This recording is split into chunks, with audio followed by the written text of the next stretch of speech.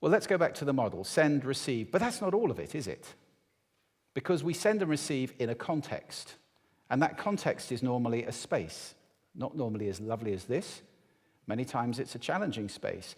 And if it's a challenging space, that probably means there's noise going on in the space, and the acoustics of the space are not helping. And you've already heard there is a cyclical reaction that gets set up when you have bad acoustics and noise. It's called the Lombard effect, and it tends to spiral upwards. Can work the other way as well, can spiral downwards, and we've started calling that the library effect. You know, if you walk into a very quiet room, you start to talk much more quietly, don't you? That's the library effect. When I see classrooms that have been designed like this, I am forced to ask myself a question. And sadly, I think the answer often is no, they don't. I'll give you one example of this. This is a school that was designed by one of the UK's most famous and revered architects. I mean, I'm not going to say the name, but there aren't many people who are more famous than this guy. And he designed this school. It was one of the former government's flagship schools. It cost millions and millions of pounds. Problem, they designed it like a huge office block with a vast central atrium, open.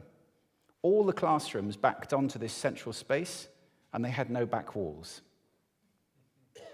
Well, this isn't rocket science, is it? What happened? The kids couldn't hear what was going on, and they had to go in and spend £600,000 putting back walls onto all the classrooms. That's the kind of thing I'm talking about. And if we're designing educational spaces like that, we are letting our children down. We're designing spaces that are not fit for purpose. It gets worse. There's a study that was done in Germany, and this one really is seriously concerning, showed that noise in classrooms at roughly 65 decibels requires a teacher to shout over the top of it a great deal of the time. Average 65 decibels. You've heard about even louder classrooms today, I think. The really worrying thing is that if you look at this graph, the red dots are the teacher's heart rate. The black dots are noise. As the noise goes up and down, so does the teacher's heart rate. And 65 decibels is the noise level at which, if somebody is exposed over a long period of time, the research shows that there is possible noise-induced risk of myocardial infarction. That's a heart attack. In other words, many teachers may be shortening their lives by working in an environment that is that noisy, day after day. I think a good analogy for teaching is watering a garden. And if that is a good analogy, we are wasting a lot of water. And there are 4 groups. I had 3, but I put another one on today. There are 4 groups who I think are particularly at risk here. First, those with impaired hearing, and I've already said that's roughly 16% on any day. Secondly, you have people who are learning in a second language. Now, in the UK, that's up to 10% of the population. I don't know what it is in Denmark, probably lower than that. Britain is an incredibly multicultural society now. But it's a struggle, isn't it? Like, you're listening to me now in a second language, and you're having to work quite hard, aren't you? It would be much easier if I was speaking Danish. Then we have introverts. Another fantastic TED Talk by Susan Cain. I really recommend this one to you. It's up there in the top 10 TED Talks of all time, and it only happened last year. Something like 2.5 million views already. It's about how introverts are being disregarded by a society that focuses on extroverts and says everybody has to be loud and out there and competitive. So we have this mania for group work in education. Pedagogy is now all about group work. The old model of a teacher at the front of a room full of quiet pupils, not very common anymore. Noise, of course, in group work goes up because all the pupils are talking at the same time.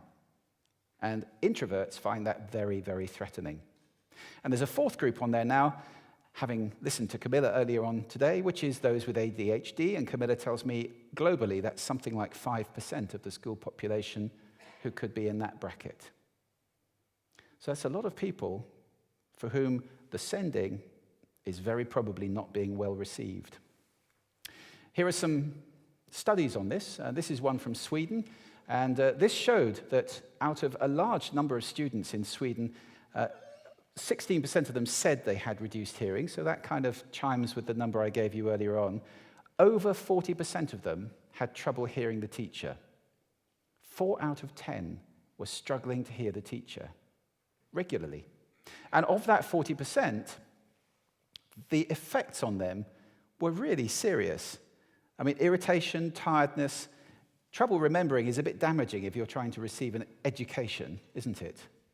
And even getting headaches, feeling physical stress as a result. So that's a big study in Sweden. And the other thing which is really important, and it was actually the reason why these sound education events started in the first place, was the Essex study, which was done not so very long ago in the UK. You have a summary, as I think you've been told, you have a summary in your gift bag, so you can have a look at it afterwards. This is really significant, and I won't spend long on it. I'll just briefly explain what they did. They had 4 classrooms, 1 untreated, so it sounded pretty horrible. Reverberation time like 1.5 seconds. Some of the examples you've heard earlier would be similar. The other 3, they changed the treatment every weekend. So they had 1 that was treated a little bit, 1 that was treated to the government standard, and 1 that was treated to a much higher standard by the British Association for Teachers of the Deaf, BATOD. And then they changed them around. So each week, the children and the teachers came in, and they didn't know which room. The room looked the same, it's just the acoustics had been changed. So that's quite smart. It's like a blind study. The result of this, after weeks and weeks and months of analysis by qualified acousticians, is that they found that as you damp the rooms down, not only do you reduce reverberation and noise just directly, but there is an indirect effect because the children behave differently.